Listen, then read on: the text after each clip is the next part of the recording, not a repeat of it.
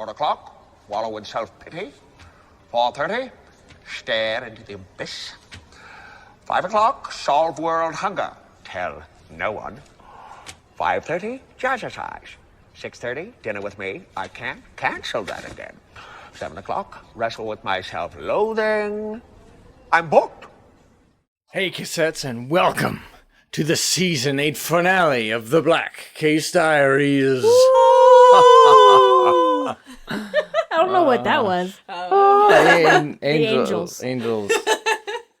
We're three old Grinches learning everything we can about movies and TV and hopefully teaching you in the process. I'm Adam. I'm Marcy. I'm Robin. Oh my goodness gracious.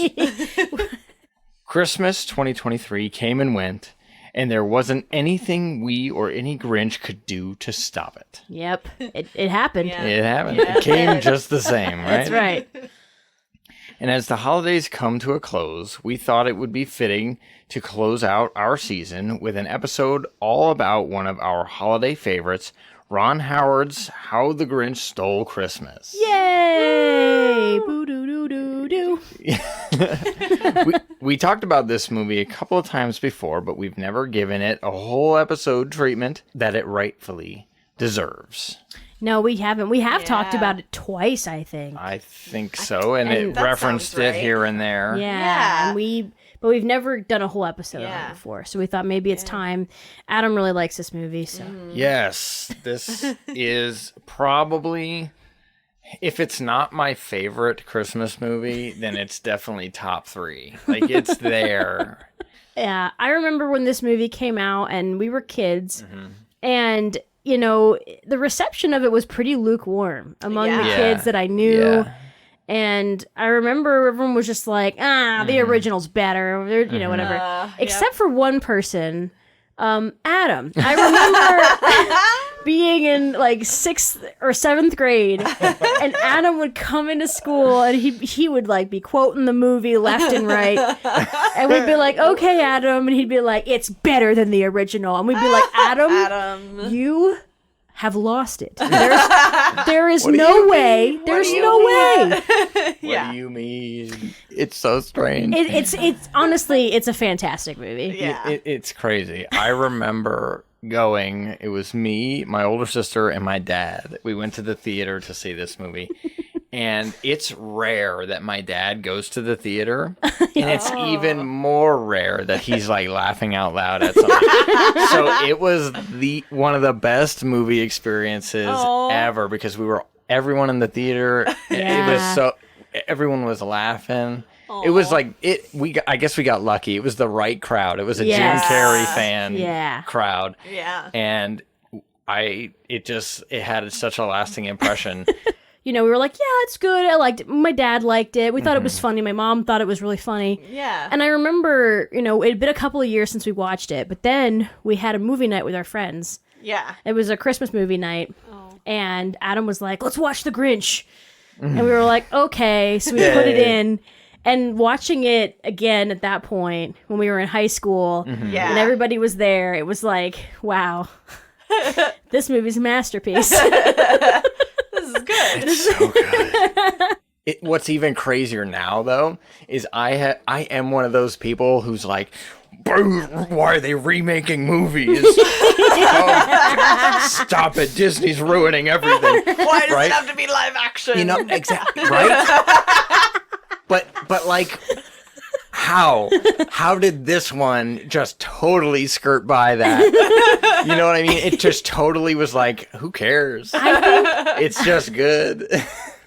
Dr. Seuss is one of the most famous children's authors of all time. His wacky plot lines, made-up words, and iconic illustrations made his books into bestsellers. It would be hard to find a kindergarten classroom without any reference to his work, whether it's the ever-popular Green Eggs and Ham or the challenging Fox and Socks. Seuss's work was known to illustrate difficult topics in a simplistic way, a skill he perfected while working as a political cartoonist. He addressed racism in the Sneetches, environmentalism in the Lorax, and war in the Butter Battle book. But possibly Seuss's most celebrated creation is the Grinch, a lonely outcast who watches the Who's of Whoville from his isolated mountain, despising Christmas. Due to the story's popularity, it seems only natural that a film based on How the Grinch Stole Christmas was inevitable. Dr. Seuss was reluctant to turn any of his books into full-length films. But at the urging of longtime friend Tex Avery, he did agree to help produce the animated special of the same name. When Dr. Seuss passed away in 1991, his widow acquired the rights to his stories.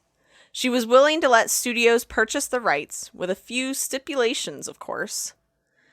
Just 9 years later, The Grinch would make his unforgettable big screen debut. So, strap on your antlers and let's make our way down Mount Crumpet. It's time to learn how the Grinch stole Christmas. Oh, man. Yay! Or did he? So, most of you out there have probably seen a version of the Grinch. Or read the book. Or read the book. Or, it's a Christmas staple at this point for a lot of people. So, but we will give you a summary anyway. On the outskirts of Whoville, a creature known as the Grinch has been living in Mount Crumpet with his only friend and pet dog, Max. The Grinch has put himself in exile due to his hatred of Christmas and all things merry. He devises a plot to steal Christmas by dressing up as Santa and taking everything from the Whos and dumping it off the mountain. However, there is one Who in Whoville, Cindy Lou Who believes that there is good in the Grinch. This is the year that she discovers if Christmas means a little bit more than gifts. Santa, what's Christmas really about? Vengeance!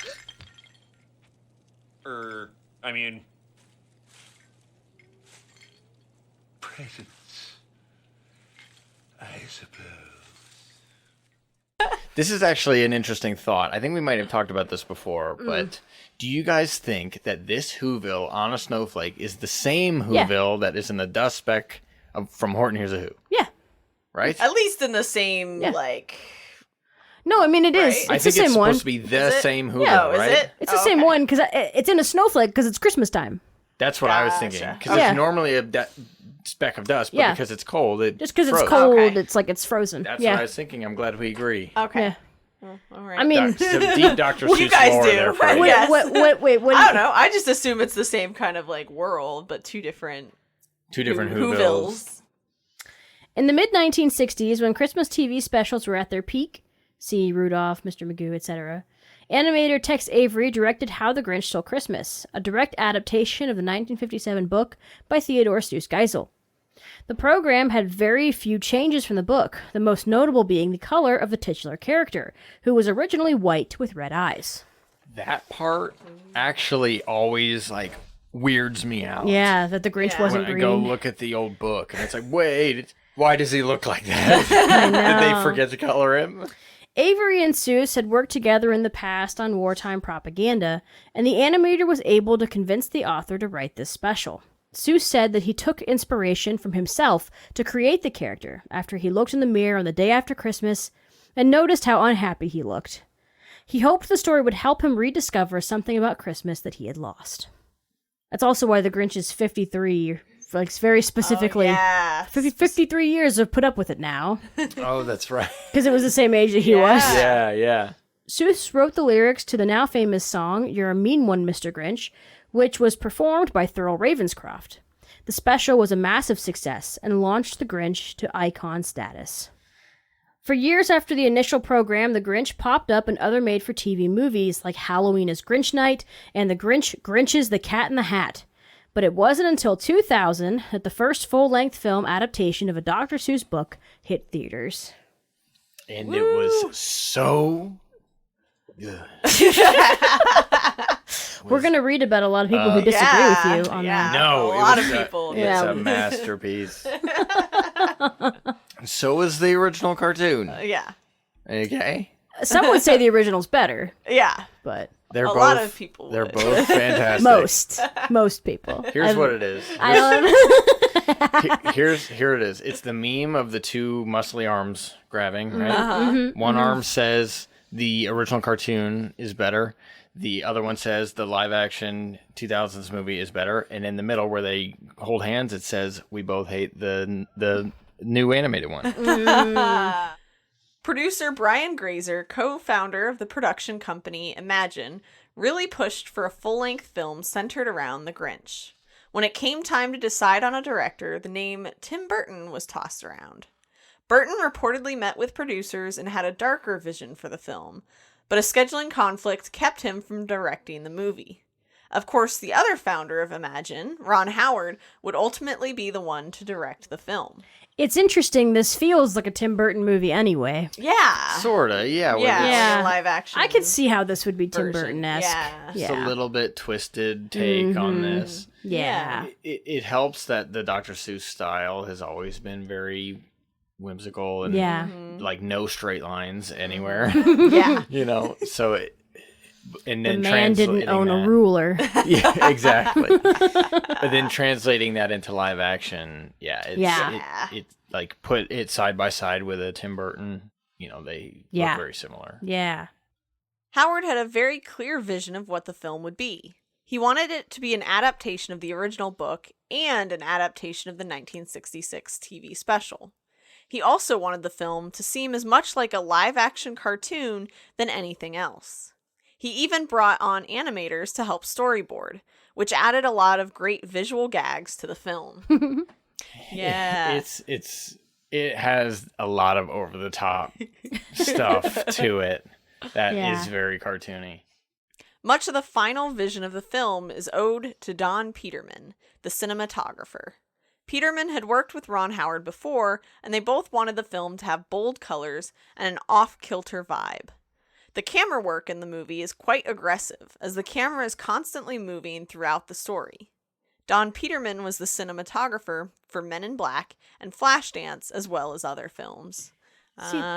This was a bold, creative choice. Yeah. To have the camera move constantly. Mhm. Yep. Some people cannot watch this movie Yep. And Yeah. it's because the camera is constantly moving. It Yeah. makes them sick. Interesting. Yeah, like my friend Sarah, for example, she told me, she said, I cannot watch that movie. Really? Yeah. That's very interesting. Yep. As somebody who gets motion sick very easily, I don't feel that. That's, Yeah. That's odd. Yep. I never noticed until they pointed it out, and I was like, oh, now I see Yeah. it. Now I see it. Once she pointed it out to me, Yeah. I was like, whoa, I almost kind of can't watch this movie There now. were Now some that you pay scenes where it was attention, yeah. like, ooh, You okay, can't nope. unsee it once you know. Filming occurred on 11 different sound stages in Universal Studios. It took about 5 months to film the movie, during which Jim Carrey wore the Grinch costume 95 times. Oh, Ooh, that's a lot. oh God. Too much. Oh, That's poor the guy. one. That's Yep. the one thing about this movie that I'm like, ooh, Uh-huh. Yeah. I'm so sorry. Well, you did it. Yep. Thank you. Yes, we appreciate it. Adam thanks you for your service, Mr. Carey. Yes. You have no idea. Immensely You have thankful. all the joy that you brought. Yes. Even just to Adam. Seriously, but I totally get like hearing about how difficult that Yeah. must have been. whole I process. couldn't possibly. Yeah. The screenplay was written by the writer/producer duo of Peter S. Seaman and Jeffrey Price. The pair also wrote Who Framed Roger Rabbit and Last Holiday. Dang. Hey. Some good stuff. Very cool, yeah. Production designer Michael Kornblythe did a lot of research about Seussian architecture before designing the sets for How the Grinch Stole Christmas. He discovered that Dr. Seuss was a fan of the designs of architect Antoni Gaudi, and that his work had the same whimsical nature of Seuss's illustrations. So the buildings in Whoville are modeled after Gaudi's work. Kornblythe's sets also didn't have any right angles. Yeah. They're all... Everything's curvy. Everything's curved and leans weird. Yes. And it looks like it's not gonna stand up, but it's fine. I mean, it works. and it looks so good for a Dr. Seuss movie. Yeah, It does. Yeah. Like even all the windows on the house are just like, Yeah. why would you make the glass like that? Yeah. But that's it is Whoville. what it is. Oh, I love it. Every piece of the production was run through a Seussimeter, meaning that all of it had to reflect the ideal image of a Dr. Seuss story. This included the clouds and the trees. Yeah, I mean, they really worked so hard to make it look, and that's the thing is that, it's probably what made the movie so good. Yeah. Was it this attention to detail? So it really looks like the book or the special kind of come to life. Set decorator Meredith Boswell was nominated alongside Michael Kornblythe for her work making the sets come to life with lots of color and imagination. Property master Emily Ferry said that many of the objects in Whoville were created specifically for the movie, from bakelite and celluloid. Some props were pieces found at thrift stores that had been taken apart to create something new. Creating Whoville was a daunting task, and production considered using CGI to create most of it. No. But instead, they went with a mixture of practical and visual effects. The scene that I picture that is feels the most real to me is the morning after the Grinch had stolen everything. Yeah. Right? All the Who's wake up and they're looking around the town and remember he hooked the mayor's bed to the cop car and he gets dragged through the city and they're all there in the town square like, invite the Grinch, destroy Christmas. He's like, but that town around them, it's all, there's no lights. It's just the morning light and snow. And it's like, dang, that is so real. Yeah. Even though it's all shut down and like kind of dingy looking, it still looks real because it is. But it's like, because they built it. Yeah. And it's so good. It's like, you really feel that they're in Whoville. Yeah. Like, because if it were CG, if it were a CG backdrop, it would probably still be too kind of like, I don't know, over the top. Yeah. Even when it's supposed to be in this state of sadness. Yeah. Because they think Christmas is gone. Yep. Digital Domain created the visual effects in the film, including the opening shot with 40,000 CGI trees. Ooh. Wait, you didn't want to build 40,000 trees? I think they passed on that. No. Around the physical sets were blue screens so that the digital matte paintings could be composited into the backdrop later on. There were over 600 special effects used in the film. In some shots, there were CG characters added to fill the space. One scene included 200 computer-generated Whos with no live people. Wow. The most important part of making Whoville into a real place was, of course, the Whos themselves. The sound stages were packed with actors that all had to attend special classes to learn how to be a Who. Cirque du Soleil performers appeared in the film to perform acrobatic stunts much like the ones that the Whos performed in the 1966 cartoon. Yeah, you see them doing all these jumps and spins and things. Wacky stuff, and you see some on big stilts and like... Yeah, it feels very circusy. Yeah. The makeup and prosthetics worn by the Whoville actors was created by the legendary special effects makeup artist Rick Baker, who found it a challenge to design the look of the Whos. Even Dr. Seuss himself wasn't quite sure if the Whos were insects, animals, or humans. Baker did a lot of testing until he perfected the image of the Whos, humanoid creatures with some exaggerated features like large ears and rounded noses. Rick Baker knew that he didn't want to put any actor through something that he hasn't experienced himself.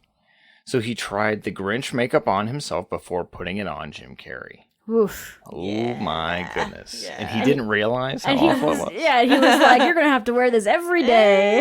Every day. Oh no. To start the makeup process, the skin was cleaned, then a protective coating was applied to preserve the skin. Appliances were then glued on with a medical adhesive, with each piece being glued on separately. Then, a special makeup-type paint was used to make the skin the same color as the appliance. The artists used layers of color to make the final skin tone appear more real. After that, the hair was applied. So, layers and layers. Yes. And layers. And so much hair. Oh my goodness. This is why your regular Grinch costume doesn't look good. It looks scary. Right, because they don't do this. They don't do all of this crazy stuff. Exactly. Each of the Who characters had a foam rubber nose, except Cindy Lou Who, and some had fake ears and dentures. I love the joke when the mayor says Yeah. she hasn't even grown into her nose yet. Yeah, they pointed out. It's really good. Hairdresser Gail Ryan gave the Who's their over-the-top hairdos. She drew up the designs for the wigs ahead of time. Those are wigs? Smart. That's not their real hair? Oh my god. Imagine Shattered. imagine the amount of like hairspray and stuff they would have God. to do to get them to just stay up, let alone be in the crazy Oh my patterns and gosh. stuff. And how much time that would Oh take my gosh, too. yeah. Designer Rita Ryak was nominated for an Oscar for her costume designs in How the Grinch Stole Christmas. She also had a background in animation, which translated well to the wild and wacky clothing seen in the film, like the incredible eggnog hats that Cindy Lou Who's family wears. They're dressed as like a picnic, basically. Yes. They're covered in stuff, like food, plates of food is stuck to them. They have drinks like as hats. It's a great look. It's awesome. They all match perfectly. Yeah. It's awesome. It's Yeah. fantastic Yep. because it looks like it's sloshing around everything. Too. Yeah, it's like there's Yep. actually Yep. drinks in there Yeah. Yep. because it's I think it's implied that Cindy Lou Who's mother like does everything Yeah. DIY, right? Yeah. She's Yeah. making all this stuff. She's hand putting up the lights on her house Yep. and like all Oh, these things yeah. she's doing without technology or help, right? Yeah. So it's like she actually took real things from the kitchen and stuck them to clothes. So it's wonderful. She's how do you say trying to keep up with the Joneses or something, whatever. Yeah. When Audrey Geisel agreed to let the filmmakers adapt her late husband's book, she had some stipulations about the title character. She insisted on a big name, and she wanted to personally meet the actor before they were cast in the part. While actors like Jack Nicholson and Eddie Murphy were briefly considered for the part, director Ron Howard always had Jim Carrey in mind. You imagine a Jack Nicholson Grinch? Yeah. What? I think maybe Eddie Murphy would have been closer, Yeah. but Yeah. Audrey met with Carrey while he was filming Man in the Moon, a biopic about comedian Andy Kaufman. Jim Carrey was deep in character as Andy, but he was able to pull off a convincing audition for Audrey, and she agreed to let him play the part.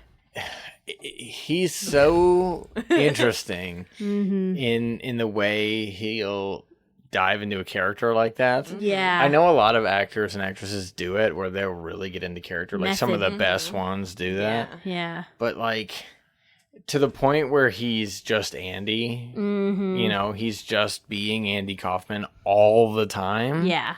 It's so odd. So then when Jim Carrey is Andy Kaufman doing an impression of Jim Carrey auditioning for The Grinch. Wild. So many layers. That's how complicated that was. And they had to like warn her beforehand. Yeah. Too. They were like, "Hey, Yes. he will be Andy. Like you will Yeah. be meeting with Andy." Yeah, it's so funny they had to do that. Yeah. You know, I watched a documentary about him doing that movie, doing Man in the Moon. And he said in the documentary that he only chooses roles that reflect the way he feels at that time. That he personally has a connection to.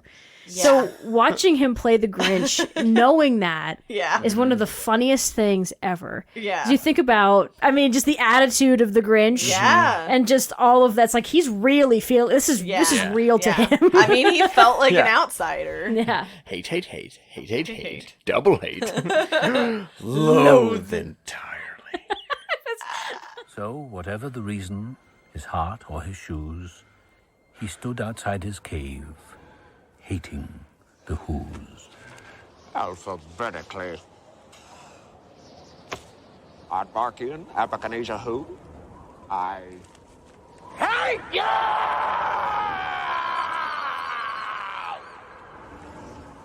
Jim Carrey was a huge star in 2000, having starred in several hit films in the 90s. He not only brought star power and legitimacy to the role, he also contributed much of his own jokes. I think they considered crediting him as a third writer. It's so good. So many good lines. Yep. Carrey sat through 8.5 hours of makeup and costume to transform into the green creature we see on screen.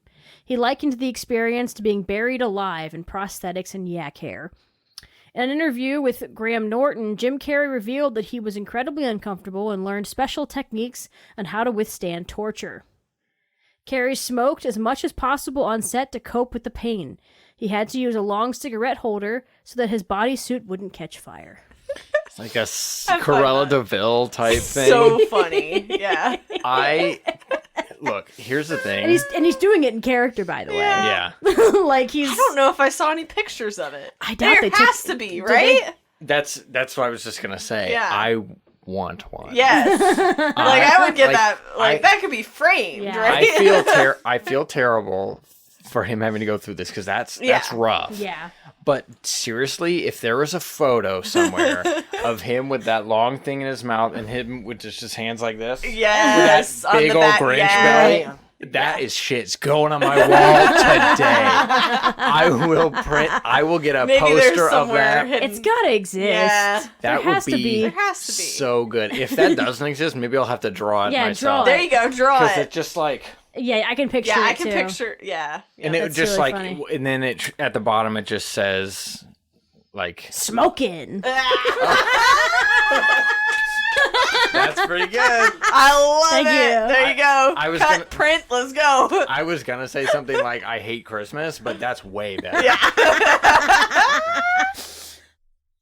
Taylor Momsen was only 8 years old when she played Cindy Lou Who.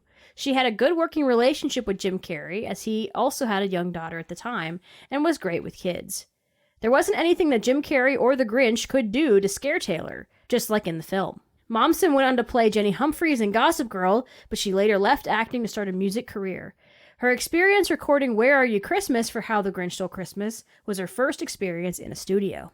I know in this one, they specifically wanted something that brought together her view and the Grinch's view and showed that they're like kind of the same. The fact that they both were like, why is Christmas about presents? Like, is They're that not what really Christmas feeling is? it, yeah. They're not really feeling Yeah. Christmas. And so it was actually James Horner that was like, why don't you make it a song? Yeah. And so then that's kind of Interesting. how the Where Are You Christmas came from. Ah. Yeah, is because it was trying to show that parallel of like, Yeah, you know, that she's also questioning. kind of a Grinch too. Yeah.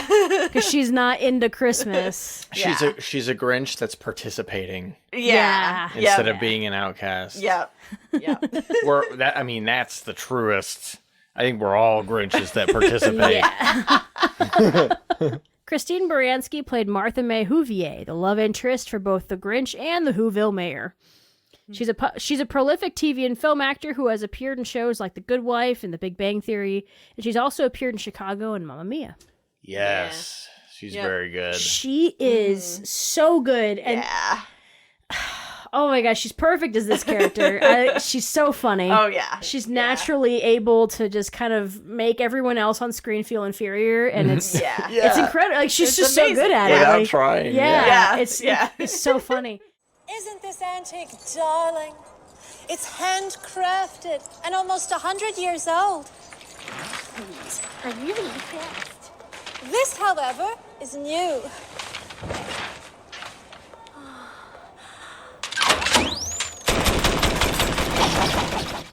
Speaking of Mayor Augustus Mayhew, Jeffrey Tambor plays him. Tambor is probably best known for playing George Bluth Sr. on Arrested Development. The assistant to the self-centered and antagonistic mayor was played by Ron Howard's brother. Oh man, he's great. He's just a little side thing, Yes. but he has some great moments too. Oh yeah. Oh yeah. It's like they're panicking. Yeah. The Grinch is ruining the jubilation, right? Everything's going Mm-hmm. wrong. He's like, do something. He's like, okay, and he goes and just shaves the middle of his head, Just like the Grinch did to the mayor. Yeah, exactly. That's his first thought, is to match the mayor. Yeah. Because, I mean, honestly, it makes sense for the character because the most important thing to the mayor is, like, how he's viewed and, like, what he Yeah. looks like and, you know, the things that he has. So the fact that, his assistant was like, oh, I need to match how he looks to make it It's real cool. funny. It's hilarious. Josh Ryan Evans played the young version of the Grinch. Evans was 18 at the time and was a terrific young actor that is most well known for being on the soap opera Passions. He unfortunately passed away in 2002 from complications caused by a congenital heart condition. Oh man. Yeah. Yeah. Yeah, I didn't know that. That's a bummer. It is. It's a super big bummer. Yeah. Former SNL comedian Molly Shannon played Betty Lou Who, Cindy Lou Who's mother. Just 1 year before How the Grinch Stole Christmas, Molly appeared in Superstar as the lead role. She's also done a lot of voice work recently, including the show Bob's Burgers, where she plays Millie, Louise's creepy frenemy. Hey, Yeah. that's pretty good. She's hilarious Yeah. in this movie. I love her very much. She's just this trying her hardest to be Christmassy and merry, but you can tell that she's just not. Yes. Yeah. She just wants to beat Martha May and be done with it. Yep. She's tired. She's Yeah. tired of living up to Martha May. Yep. I mean, Martha May Whovier. Like, Yeah, like everyone oh else's my last name was gosh. just Who. Yeah, And she yeah, gets this yeah. The grand special name. Yeah. Because when the mayor proposes every year when Yeah. he's when I watch it and he's like, "What do you want? Do you want to be Mrs. Augustus May Who?" And I'm like, "And give up Whovier? Yeah, Absolutely like, not. Yeah. No way, dude. And you can't it wouldn't work to hyphenate No. these last names. Whovier." Yeah, it's like what? Mayhu Huvier. It doesn't sound. Yeah. That's too long of I a guess name. Not. Broadway actor Bill Irwin played Lou Who, Cindy's father. Irwin is known for playing Mr. Noodle, a character that appears in the Elmo's World segments of Sesame Street. Oh. Mr. Noodle. Oh man. I saw that and I was like, "Oh my god, Mr. Noodle!" Aw.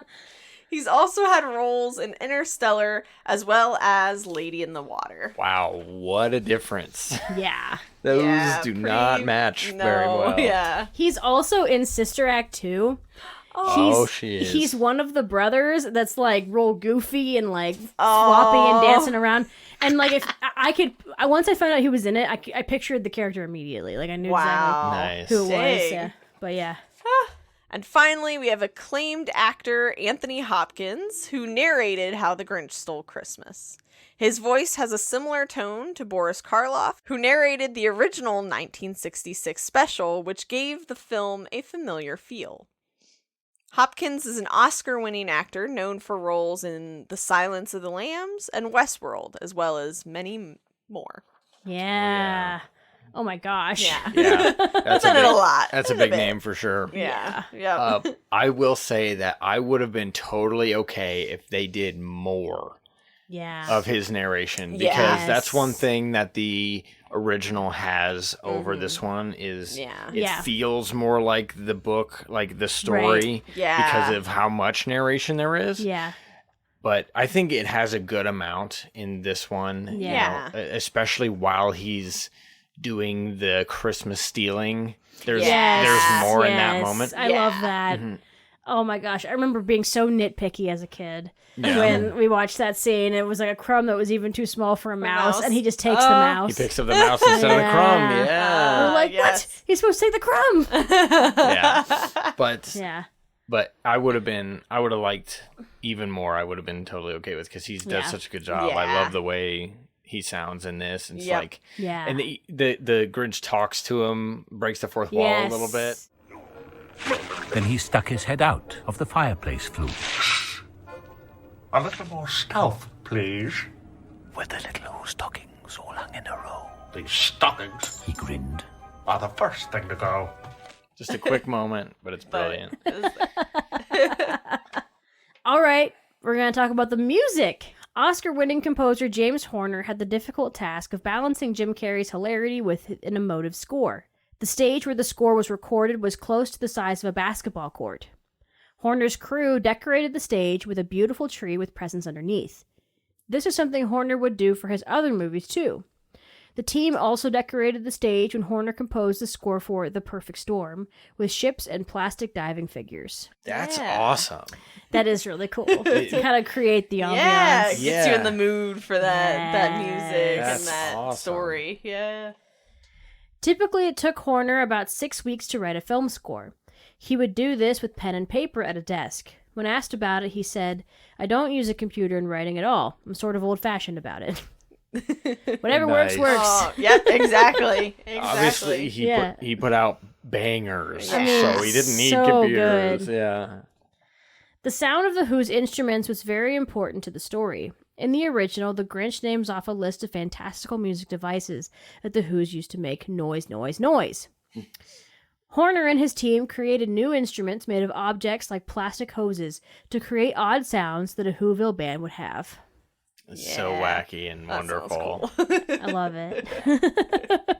He probably had so much fun doing that. Probably, yeah. That's one of my favorite parts of the original too. It's just the weird, like complete out there. Nobody else would think this stuff up kind of stuff. Lyricist Will Jennings, who also penned the lyrics for Titanic's My Heart Will Go On, co-wrote Where Are You Christmas with James Horner and Mariah Carey. Some sources say Mariah Carey was supposed to sing a longer version of the song to play on the soundtrack and during the film's credits, but that her now ex-husband worked at Sony, who wouldn't allow her to sing on a soundtrack for a competing studio. Oh, what? Wow. Why? Holding her back. Seriously. Carey's official statement has always been that she didn't have time to record the song. Yeah, that's what Mariah Carey says, so all right. that's what we gotta believe. Okie doke. Taylor Momsen, as Cindy Lou Who, sings the song in the film, while country music artist Faith Hill sings the version playing in the credits. Yeah. Yeah, this is the one that like every once in a while I'll hear it on the radio. Yeah. Around this time, and it's that one. Yeah, it's usually the Faith Hill one. Yeah. And my sister sang it at a Christmas pageant. I remember that. Oh, very nice. It's not here on the dock, but it did happen. But it did happen, yeah. Well, how can I believe it if it's not written? If it's not in the dock, it's not real. Alongside the theatrical score, the soundtrack for the film included several songs written and recorded by popular artists of the day. Some of them appeared in the film, like Christmas is Going to the Dogs by Eels. But some of the songs didn't make it into the final cut of the movie, like Grinch 2000, performed by Busta Rhymes and Jim Carrey. If you've never heard it, you absolutely need to check it out, as well as the other songs on the soundtrack. It's absolute mayhem. Here at the BCD, we have already declared it an official bop. Yeah. So, Certified bop. A certified bop. So... It's so good. But there's a lot of really good songs on that record. There's a song by Smash Mouth. Yeah. Bare Naked Ladies. I mean, all kinds of stuff on that soundtrack. It's really interesting. It's a great time capsule for 2000. The year 2000 music. 2000. Yeah. I will say, though, year 2000. Sorry. That's okay. I genuinely like Christmas is Going to the Dogs. Yeah. When that song pops up in the movie, I'm like, yeah. Because it sounds so good, and I love that Max is dancing to it and everything. Yeah. Oh yeah. It's really good because secretly Max loves Christmas, but he doesn't want his owner to know because he still cares about him. Yeah. Right.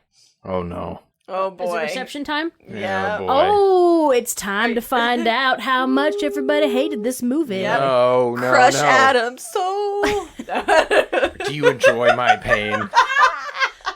Yeah. All right, yes, it is time to talk about reception. Oh boy. Yay. Upon its release, How the Grinch Stole Christmas did not do well critically.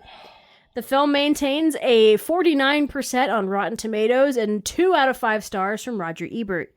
In his review, he disliked the overall dark look of the film, calling the red of the Santa suit even a grungy red. Whatever. It's not like we care about his thoughts. His opinion was that it was not much fun, and he guessed that children would be confused and dislike the film. Other critics felt that the film was simply too adult. The two things that critics seemed to love were Jim Carrey's performance and James Horner's score. Well, at least you can be right about that, I guess. I mean, I think they were kind of wrong. A lot of kids did like it. Yeah. However, audiences seemed to share a different opinion. With a budget of roughly $123 million, the film made a worldwide gross of $346,524,444 during its theatrical run. Beauteous. Not bad. Take that, critics. The critics are not always right. Yeah, nope. Yes. Rick Baker and Gail Rowell Ryan won an Oscar, a BAFTA, a Saturn Award, and a Hollywood Makeup and Hairstylist Guild Award for Best Hair and Makeup. Rita Ryack won a Satellite Award and a Costume Designers Guild Award for Best Costume Design. James Horner won an ASCAP Film and Television Music Award, as well as a Saturn Award for the film's score. But most importantly, Jim Carrey and How the Grinch Stole Christmas both took home Nickelodeon Kids' Choice Award blimps for Favorite Actor and Favorite Movie, respectively. Hell yeah. Yay! The kids win in the end. Dude.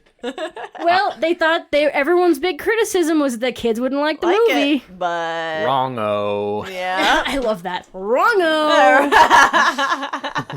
Yes, awesome. Saturn Awards, of course. Yes. They're Yes. great. But Love the our Kids' Saturn. Choice Awards, dude, I would put that right next to my Oscar. Like, Yeah. like, you know, if I had a bunch of Yeah. awards, like that would be right know. with them. It's hard to be hip with the kids, huh? Yeah. Adam probably voted that year. Yeah. You know what? I probably, probably did. did. I voted a Probably lot. did. I voted too. Yeah, back then you had to vote on the phone. Oh You had my to Yeah. call. gosh. Yeah. Man, I never really got that experience. Well, Yeah. it wasn't that well. exciting. It was a lot of beep, beep, beep, and You then... know what? I think I got that at the beginning of American Idol when they first started. Oh, yeah, there you go, American yeah. Idol, All right, or there you go. something like that. So There the you go. experience is still. Yeah. Yeah. Yeah. All right, we're gonna move on to fun facts. Fun Whoa. facts. They're I'm- fun. I'm hoping that these aren't soul destroying too. The film was a family affair as members of both Ron Howard and Brian Grazer's families appeared briefly in the film.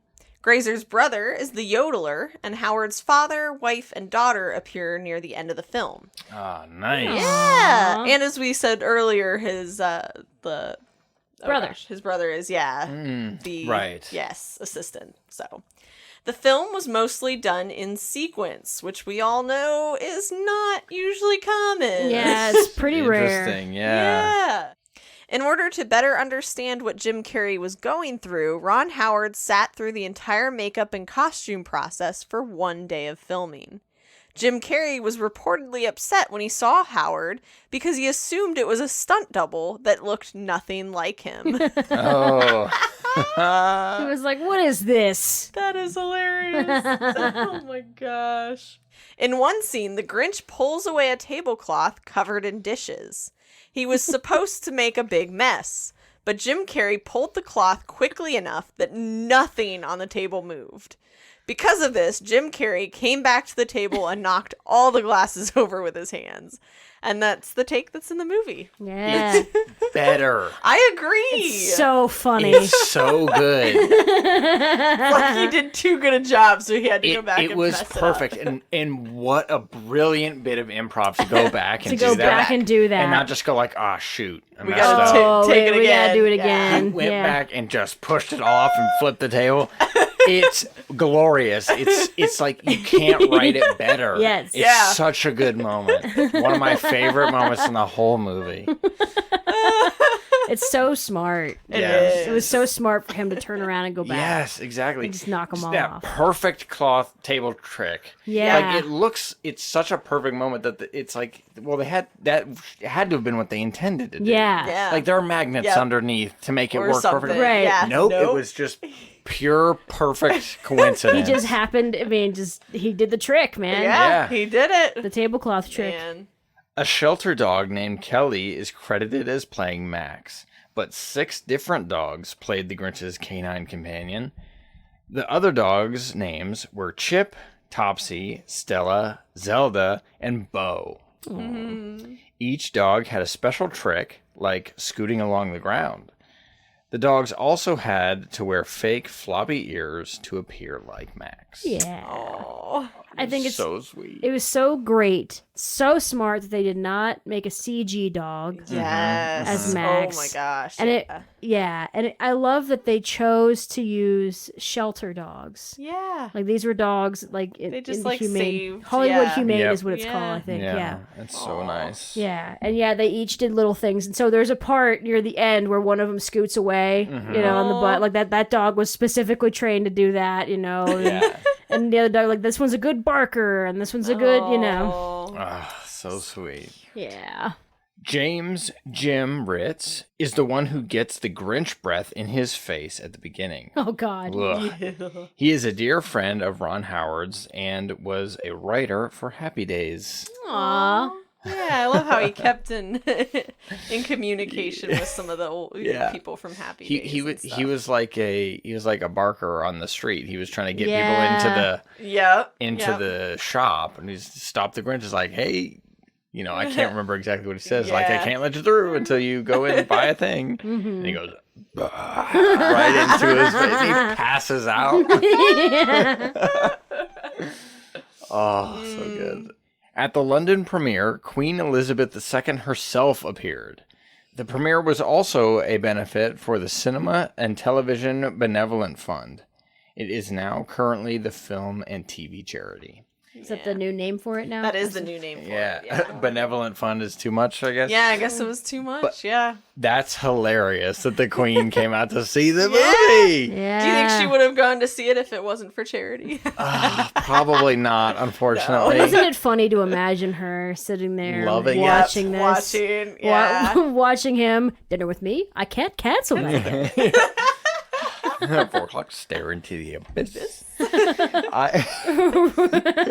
Some of the best scenes in the whole movie are when he's alone, dealing with himself. Yeah. He's just in the cave. Yeah. He's like, he talks to his echo. Yes. He eats glass. Yeah. I'm not just eating because I'm bored. It's so brilliant. These are some of the best. These are some of my favorite movie quotes of all time. And they come from a ridiculous Christmas movie. It's so I can't help it. Yeah. So, do you guys have any other thoughts about this movie? Because I could talk about it for hours. Yeah. I mean, like you said, you could just recite the whole I could movie. go through the whole movie. Practically word for word if you wanted to. So I don't think there's I'm getting enough a no time, from but... you guys. I can just tell. So but I love this movie to death. Probably my favorite Christmas movie. I may just have to one day say that it is. Yeah. But dang, Klaus is real good too. So Yeah. I love it very much. I loved it from the beginning. Jim Carrey is one of my favorite actors out there. He's so good in all the movies he's done, whether it's over the top ridiculous like The Grinch or Ace Ventura, or something a little more heartfelt like Truman Show. So it has all of the top things for me. It's like it's a movie that was made for me, kind of. Yeah. So basically, I love it to death. Yeah. I mean, it's so funny, and as you grow up watching it, it just gets better and better each year, each time. It's like, oh my gosh, yes. I watch it usually a few times every year. Yeah. Every Christmas season. My husband Jacob loves it a lot. I remember one year we watched this movie and it got to the part where oh no. Sorry. It got to the part where he's judging the Who pudding contest in the Whobilation. They're all just shoving pudding into his mouth. And the one old man goes, "This is not pudding." What is it? Jacob, I think he cried for 10 so straight hard. minutes. Oh. He just could Not pudding. Oh my gosh. What is it? Too late, it's in his mouth. Yep. Oh, they move on to the fudge. And he just looks at it and he's like, no. And they just shove it in. They like pinch his nose to open his mouth. One of my favorite quotes from this movie too is when they do the sack race. It's no child can defeat the Grinch. Yeah. I beat you. Oh. Oh my god! Oh, don't they use? Don't they use the Chariots of Fire Yes, music they in do. that Yes, they during the do. sound? They use the actual Chariots of Fire music. It is. It's just one. It's just nonstop joke after joke. Very funny. Incredibly quotable. You know, what if it's a cruel prank? What if it's a cash bar? And I love the speech he gives, you know, when he has that big moment where he's like, you know, you guys are just, all you care about is commercialism and gifts. And I know that because you send all your crap to me and I see all of it. You know what happens to gifts? They all come to me in your garbage. You see what I'm saying? That is a real good speech. Yeah. It's this whole moment where he's like, I've had it. Yes. It's just too much. That's his Where Are You Christmas? Yeah. I mean, pretty much. Yeah. One other part that gets my family laughing every single time, especially my younger sister Haley. Yeah. Just one line where he's at the jubilation and they're like, we have a surprise for you. They raised you. They, you know, and these two old ladies come out. It's like, oh, we missed you. And he goes, are you two still living? They crack up at that every single time. That was one that my mom thought was very funny. Yeah. I remember when he said that and she just burst out laughing. Yeah. That's so good. Oh my god. But yeah. Oh man. But this is a good one. This is a great, fun holiday movie. You know, I love it. It's always cheered me up. I remember when I was in the hospital one Christmas and my sister brought it in, brought in a laptop and had me watch it, you know. It's a really sweet movie. And the music is absolutely beautiful. Yes. It will always put you in the Christmas mood, the opening theme. Yeah. And just the James Horner scores. It's gorgeous. So, yeah. Do you remember at the beginning, or the first time we get to the mountain, after he wraps Cindy Lou Who and scares her and everything? Yeah. He goes up there and he's like getting into his robe and he's like, yeah. Oh man, great work, Max. We, did a great job. We scared the bejeebers out of that little girl at the post office. And he goes, well, she'll be scarred for life if we're lucky. And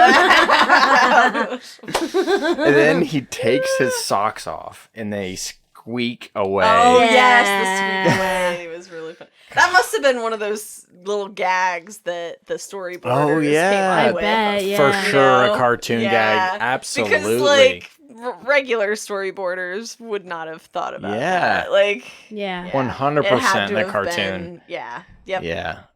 Over 20 years later, How the Grinch Stole Christmas is just as popular, if not more, than it was upon its release. According to fan ratings and audience scores, people seem pretty divided on whether or not this is a good movie. Yeah. Losers. We all know that nothing will ever top the original 1966 special, but this film never really tried to replace anything. Instead, it gave audiences something completely different and unexpected. It's like a companion. Yeah. Yes. It's not like a replacement. Right. This version of Dr. Seuss's story is strange and visually darker than the original. It's filmed with references and jokes that might fly over a child's head, but will definitely entertain adults. Jim Carrey brings out the relatability of the character, delivering incredibly quotable lines that remind us that there's a little Grinch in all of us. Yeah. Yes. There truly is. Certainly. So let us wish you all a Merry Grinchmas and a Happy Who Year. Yay! Woo! Oh. We did it! Woo! Finish line. Bum, ba-dum, bum, bum. He's like, excuse me. He knocks another kid over. No child will defeat the Black Case Grinch. Diaries. Oh, there you go. Not that children were trying to defeat us, I guess. No. All right, everyone. Thank you for listening. That is going to be a season 8 closed. Good enough. It's fine. That'll do. That'll do. So thank you again very much for listening. We hope you had a great Christmas, and we wish do. you a happy new year as well. If you'd like to listen to all of our previous episodes, blackcasediaries.com is the place to go. Yeah. As well as all your favorite podcast platforms. We're on pretty much all of them. And also on YouTube now. So if you want to listen on YouTube, you can do that too. New episodes go up right away, and we're slowly going through the backlog of putting all the old ones up. So they will be there eventually, but brand new ones are there right away. And before we go, we'd like to thank our patrons, John, JD, Anthony, Shelley, Bob, and Jacob. Thank you. We thank you very much. We hope you enjoyed the extended version of this episode. Yes. Yeah. If you would like to become a patron, patreon.com/Black Case Diaries. And that's that. And that's that. That's Yeah, all, there you folks. go. That's all. Thank you so much. We'll see you in season 9.